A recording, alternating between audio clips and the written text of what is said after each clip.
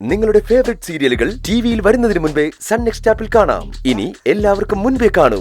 ഇപ്പോൾ തന്നെ sun next app download ചെയ്ത് സബ്സ്ക്രൈബ് ചെയ്യൂ. എന്ത് പറയാനാ ചാരു? ഒന്ന് കഴിയുമ്പോ മറ്റൊന്നായിട്ട് നിനക്ക് പ്രശ്നങ്ങൾ വന്നോണ്ടിരിക്കുകയല്ലേ. എനിക്ക് വല്ലാത്ത വിഷമമുണ്ട്. നാട്ടിലൊക്കെ അറിഞ്ഞിട്ടുണ്ട് ആകാശിന്റെ കാര്യം. അവൻ എന്തിനാ ഇങ്ങനൊക്കെ ചെയ്തത്? എല്ലാം അമൃതേച്ചി, എല്ലാരും പറയുന്ന പോലെ എന്റെ അക്കുച്ചേട്ടനത് ചെയ്തിട്ടില്ല. പിന്നെങ്ങനെയാ ഫോട്ടോസ് പുറത്തു വന്നു? ശ്രേയ ഒരിക്കലും അവർക്ക് മാനക്കേടുണ്ടാക്കുന്ന ഒന്നും ചെയ്യില്ലല്ലോ. നീ പറയുന്നത് പോലെ ആകാശല്ലെങ്കിൽ പിന്നെ ആരായിരിക്കും ഇത് ചെയ്തത്? ആകാശിന്റെ ശ്രേയയുടെ ഫോട്ടോ മൂന്നാമതൊരാൾക്ക് എങ്ങനെ കിട്ടി? ചാരു, നീ എന്താ ഒന്നും മിണ്ടാത്തെ? അമൃതേച്ചിയുടെ ചോദ്യങ്ങൾക്ക് ഞാൻ എന്ത് പറയാനാ? നിനക്കാരെങ്കിലും സംശയമുണ്ടോ? എനിക്കൊന്നും അറിയില്ല. ഒരു കാര്യം ഒഴികെ എന്റെ അക്കുച്ചേട്ടനല്ല ഇത് ചെയ്തത്. അത് നിനക്കെങ്ങനെ ഉറപ്പിച്ച് പറയാൻ പറ്റും ചാരു?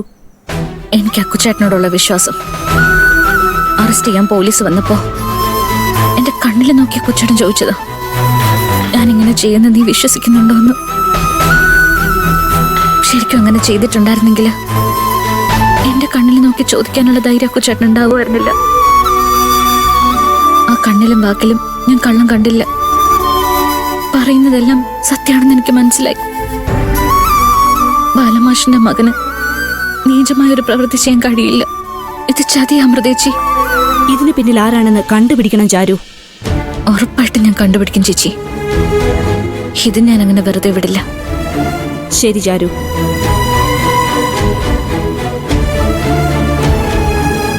ആരായിരിക്കും ഈ ചതിയുടെ പിന്നില്?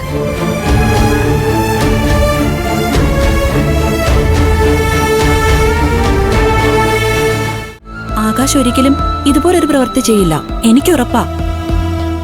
എനിക്കും അത് തന്നെയാ തോന്നുന്ന സൗമ്യേ. എനിക്കും തോന്നുന്നു അത് തന്നെ.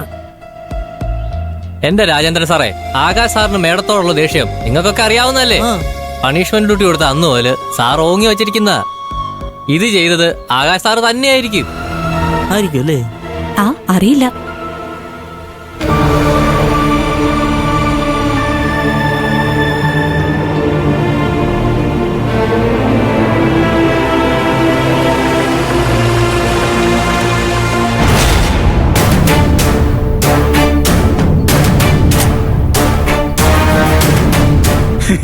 ഇതാണല്ലേ ആള്?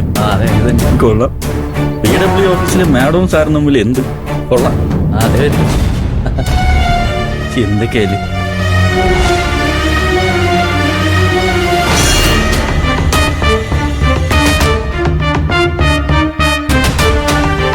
വീണ്ടും വരുന്നടി മേഡം. ഇതൊക്കെ ഒരു നാണമില്ലേ? ഒരു നാണം ഇല്ല.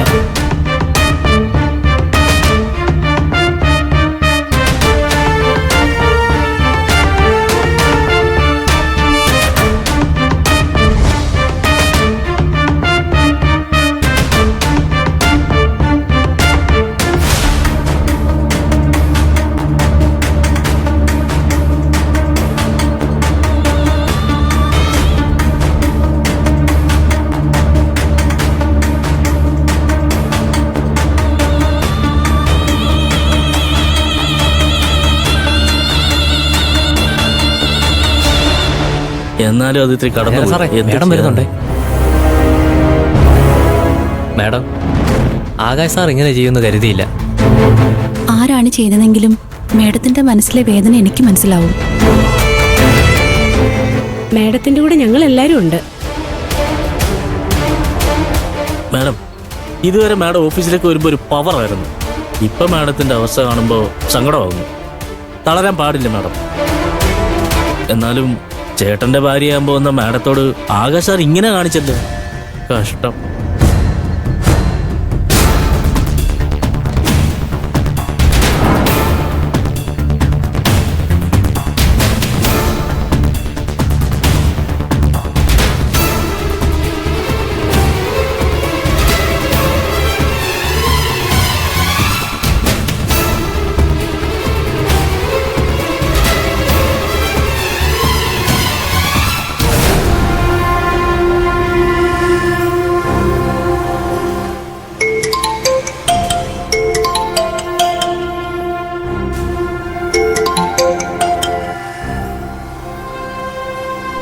പറയൂ.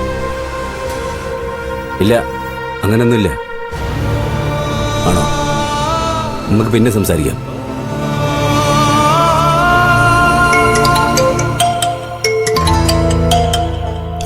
പിന്നെയും കോള് വന്നല്ലോ.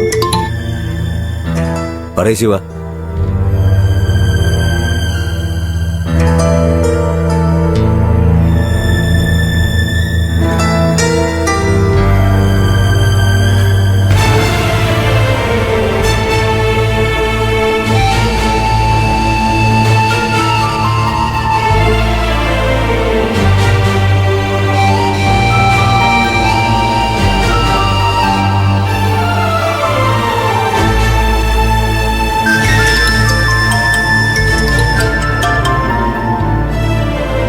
ഇതിനൊരു അവസാനമില്ലേ?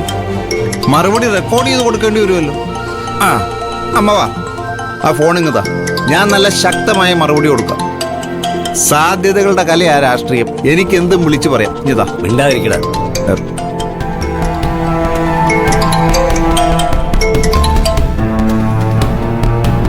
ഹലോ. ആ കേൾക്കാം. പറഞ്ഞോ.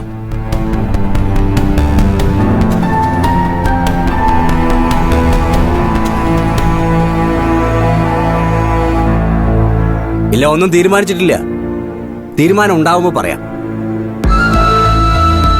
അച്ഛാ, ഫോൺ സൈലന്റ് ആക്കി വെക്ക്. സൈലന്റ് ആക്കിയിട്ട് കാര്യമൊന്നുമില്ല. ഫോൺ ഓഫ് ചെയ്ത് വെക്കച്ചാ. ഫോണൊക്കെ ഓഫ് ചെയ്ത് വെക്കാൻ പറ്റും. പക്ഷെ നാട്ടുകാരുടെ വായ അടയ്ക്കാൻ പറ്റുമോ? 1000 കുടത്തിന്റെ വായ മൂടിക്കെട്ടാം.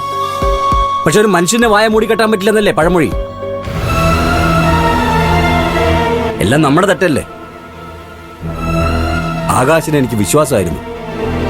സ്വപ്നത്തിൽ പോലും അവൻ അങ്ങനെ ചെയ്യുന്ന ഞാൻ കരുതുന്നില്ല. ഇപ്പോഴും ഈ നിമിഷവും ആകാശാണ് അത് ചെയ്തതെന്ന് എനിക്ക് വിശ്വസിക്കാൻ പറ്റുന്നില്ല.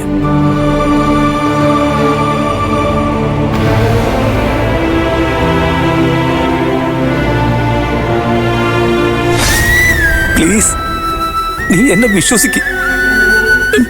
ഞാനൊരു തെറ്റും ചെയ്തിട്ടില്ല.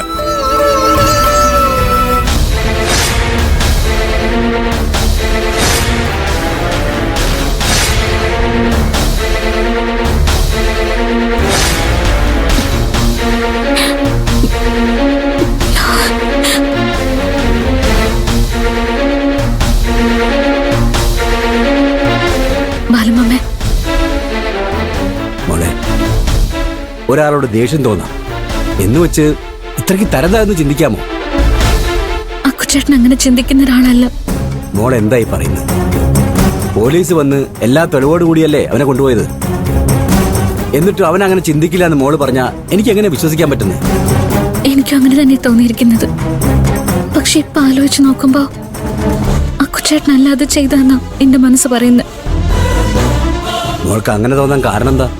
പോലീസ് കൂട്ടിക്കൊണ്ടുപോയപ്പോ കാക്കോത്തി ഞാനത് ചെയ്തിട്ടില്ലെന്ന് അക്കുച്ചേട്ടൻ പറഞ്ഞപ്പോ ആ വാക്കുകളിൽ സത്യം ഉണ്ടെന്ന് എനിക്ക് തോന്നി.